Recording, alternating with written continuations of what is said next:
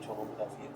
E ele entendia o quanto que aquilo que ele sofria também ajudava a produzir as suas experiências, a produzir seus pensamentos. Isso também se aplica à arte, ao fato de que todo artista precisa, no final das contas, tornar-se ele próprio uma obra de arte, repensar o seu corpo, os seus sentidos, a maneira como opera para que a sua arte seja quase que uma continuidade de si próprio. Coco acaba curada e a gente se encaminha para o grande clímax. Agatha é encaminhada por Kiefer para fazer o segundo grande teste para bruxo. Aqui cabe explicar. Como eu já havia dito, existe o teste do pentagrama. O primeiro teste é a permissão do rei, aquele que a gente viu há pouco fazer. O segundo é a lealdade do cavaleiro. Enquanto que o primeiro, você pode se tornar um aprendiz e escolher um mestre, a partir do segundo, você pode usar magia na frente das pessoas. Não exatamente desenhar, mas a expressão da magia em si. São autorizações necessárias, e como a gente já viu, as meninas já estavam mais ou menos bordando. O terceiro teste, e a pergunta ao guardião, é você poder enfrentar o desafio da Torre de Livros, que é onde o povo quer chegar. O quarto teste, a bênção da rainha, é quando você finalmente se gradua e sai dos cuidados do mestre. Foi ali que Orugo ficou. E existe um quinto teste, que é o ensinamento do sábio, que basicamente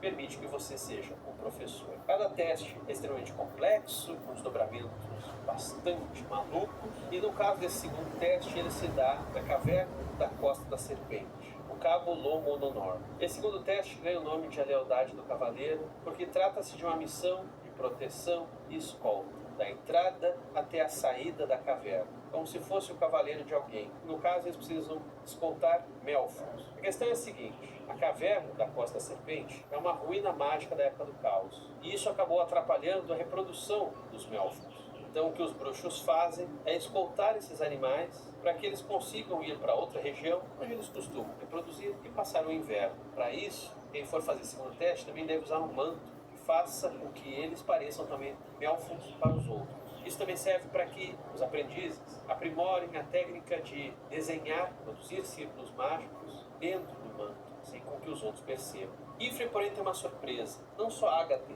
vai fazer esse teste, Richer também. Ela fica incomodada, afinal de contas ela não pediu para fazer o teste, mas Kiefer acredita que ela está pronta. O arco de Richer tem muito a ver com uma educação extremamente agressiva que ela teve de outro professor, antes de Kiefer, e do quanto que ela viu seu irmão mais velho, um menino criativo, e acabou sendo castrado na sua artisticidade de um professor rigoroso. Richer então acredita que para ela poder exercer a sua magia, ela não tem que se contaminar com influências. E gente, isso aqui é papo típico, tá, de artista. E eu que já lecionei cursos de cinema, teatro, artes, uma coisa que eu sempre escuto de alguns artistas ou pretendentes a artistas é de que, olha, eu não vou estudar demais porque eu tenho medo de que isso influencie a minha criatividade. O que, sendo bem franco, é uma bobagem. A própria Richer vai descobrir isso ao longo do tempo. Sim, nós não devemos ficar tendo que copiar os outros, incluir referências que nos disseram que são as melhores, porque sim,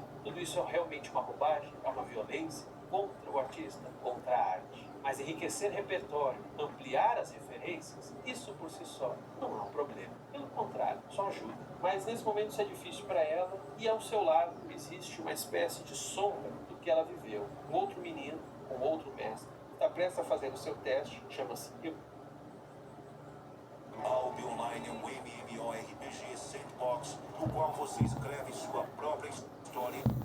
Euni é um menino todo trêmulo, inseguro. Ele já fez o teste 2 vezes, não passou, está tentando a terceira. E o professor, o seu mestre, é extremamente escroto, se refere a ele como um fracasso. O menino fala o tempo todo que ele envergonha o seu professor. Kiefer acha isso uma violência, fica até a oferecer se Euni quer trocar de professor, mas o menino diz que não. E para supervisionar todo esse teste está a Lyra, sim, aquela conhecida de Kiefer no grande auditório bruxo. O teste então começa.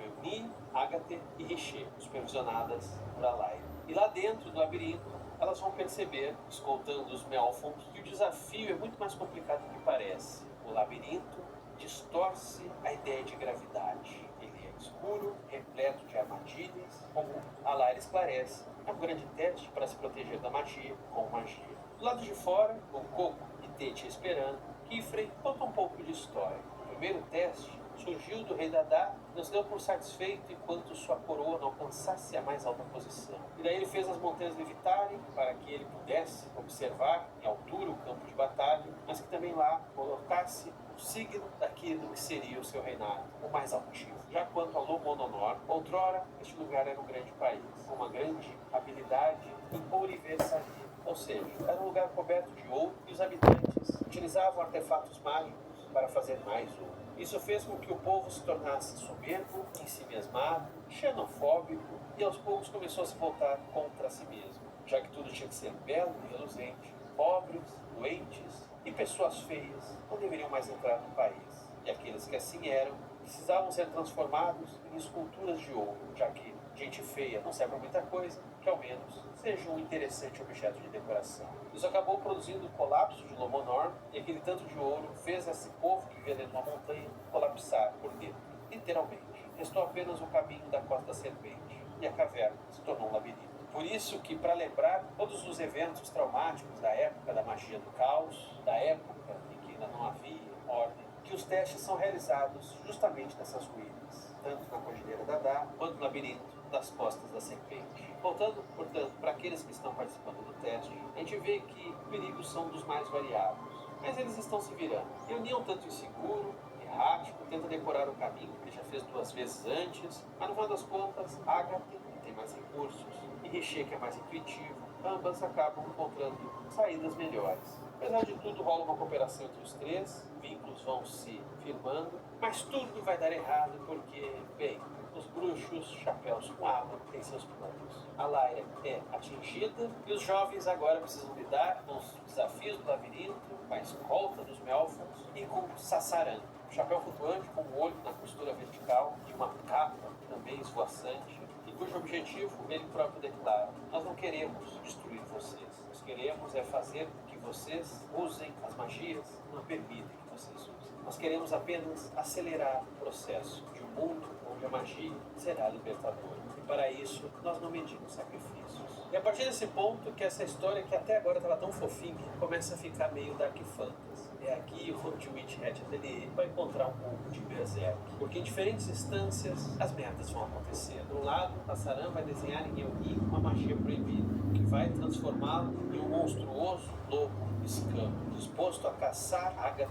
e Rishi. Já do lado de fora, o labirinto vai colapsar e Kifre, Coco e Tetia vão se ver cercados nos confins da antiga Lomonor por uma série de esculturas de ouro. Sim, as vítimas que estão ali há séculos sofrendo as dores, assim terem sido transformados. Eles não morreram, eles só estagnaram. E o seu ódio por bruxos é gigantesco. Para perceber que todos eles são magos, uma batalha começa. É bem aterrador